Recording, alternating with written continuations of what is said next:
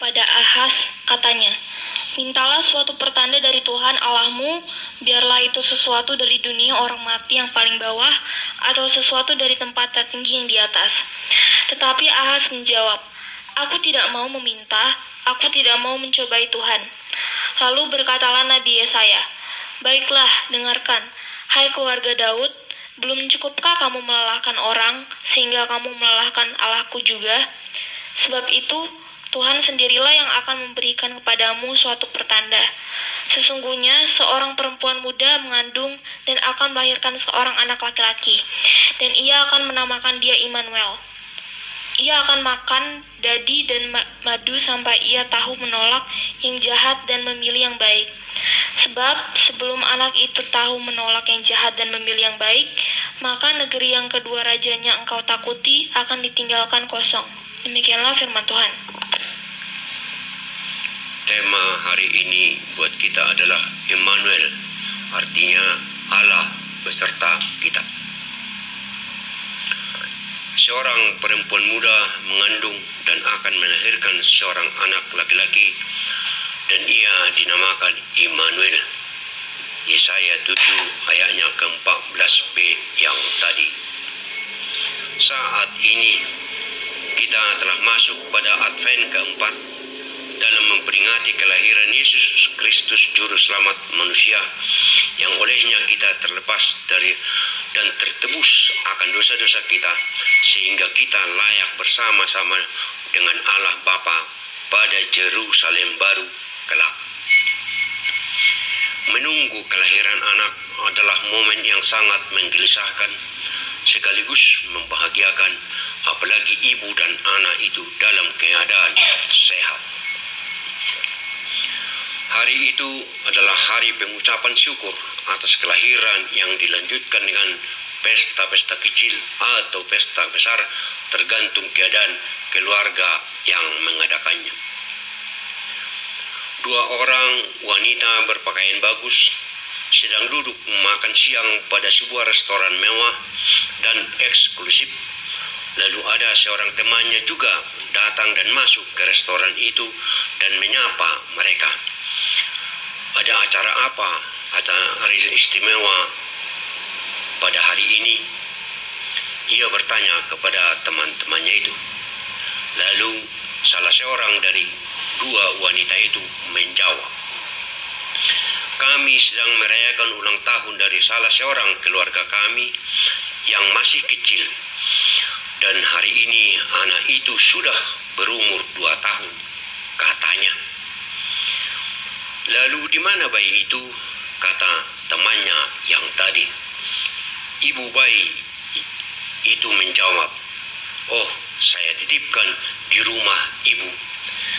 Beliau akan menjaganya hingga acara pesta ini yang kami lakukan ini akan berakhir dan selesai. Bila saya membawanya ke sini, maka pesta ini tidak akan menyenangkan, bahkan bisa mengganggu suasana pengunjung lain yang ada di sini," kata si ibu dengan polos. Kedengarannya benar-benar menggelikan, bukan? Di mana sebuah perayaan ulang tahun terhadap anaknya yang kehadirannya tidak diinginkan pada pestanya sendiri. Banyak orang Kristen atau bahkan kita sendiri melakukan hal sedemikian itu. Pada pesta Natal kelahiran Yesus Kristus, orang melakukan pesta besar dan hura-hura untuk kenikmatan dia sendiri dan kelompok atau kroninya, tanpa mengingat Yesus yang lahir dalam perayaan itu. Sebenarnya justru tema itulah yang dipakai Natal, makanya mereka berkumpul. Kita sendiri mungkin tanpa sengaja atau mungkin juga sengaja melupakan Yesus bayi lahir itu karena kita terlalu sibuk menghias rumah dan pohon Natal dengan segala pernak-perniknya.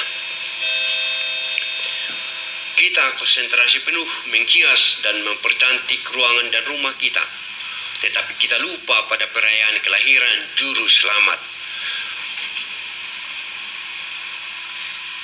Ada seorang ada dua orang yang bersahabat A dan B berkata atau melakukan dialog seperti berikut.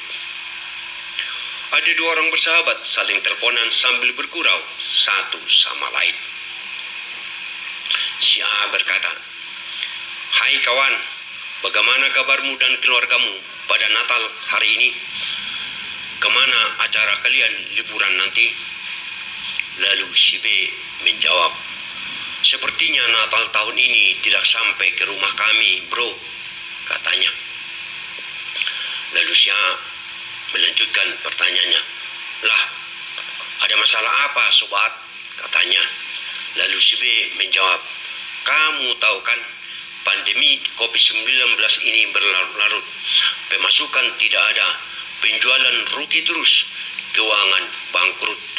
Jadi tahun ini kami prihatin sajalah, biarlah Natal berlalu," katanya. Kedua cerita di atas kedengarannya seperti dongeng atau gurauan saja. Namun cobalah kita maknai, jangan-jangan kita juga menjadi pelakon-pelakon dengan versi cerita yang lainnya. Jemaat yang dikasihi oleh Tuhan kita Yesus Kristus, sebagaimana tema renungan kita hari ini, Immanuel, artinya Tuhan beserta bersama kita. Dalam Matius 1 ayatnya ke-23 disebutkan, anak darah itu akan mengandung dan melahirkan seorang anak laki-laki, dan mereka akan menamakannya dia Immanuel. Kebanyakan dari kita sering mengalami suasana kesepian dalam berbagai bentuk. Kesepian juga sering dialami oleh para orang tua yang diabaikan oleh anak-anaknya. Juga para suami atau istri yang kehilangan pasangannya. Bahkan kaum minoritas yang tidak dilibatkan di dalam kegiatan masyarakat. Sudah kodrat manusia menurut penelitian psikolog bahwa setiap manusia harus berinteraksi dan berbicara sekian ribu kata dalam sehari. Namun saya lupa berapa takarannya, sepertinya 5.000 sampai 7.000 kata satu hari. Agar hati dan pikiran manusia menjadi tentram. Makanya sering dijumpai kelompok-kelompok ibu-ibu yang ngerumpi dan kelompok-kelompok bapak-bapak yang pergi ke kode tuak berbincang-bincang, itu untuk memenuhi kebutuhan tersebut. Dalam dunia IT canggih dan hebatnya HP pintar, saat ini orang-orang tidak sulit lagi mencari teman-teman bicaranya untuk curhat atau tukar pengalaman dan pikiran, dan untuk memenuhi kebutuhan agar mereka tidak Alzheimer atau pikun. Saya juga mengalami hal seperti itu beberapa waktu lalu. Lalu saya bermedia sosial, medsos. Kebetulan teman yang saya dapatkan itu bekerjanya di Facebook tertulis bekerja di ladang Tuhan. Itu tertulis di dalam status Facebooknya, bekerja di ladang Tuhan. Dalam hati saya berpikir, ini saya bisa mendapat siraman rohani dan nasihat sesuai dengan firman. Lalu saya bertanya kepadanya, "Maaf, apakah Anda seorang pendeta?"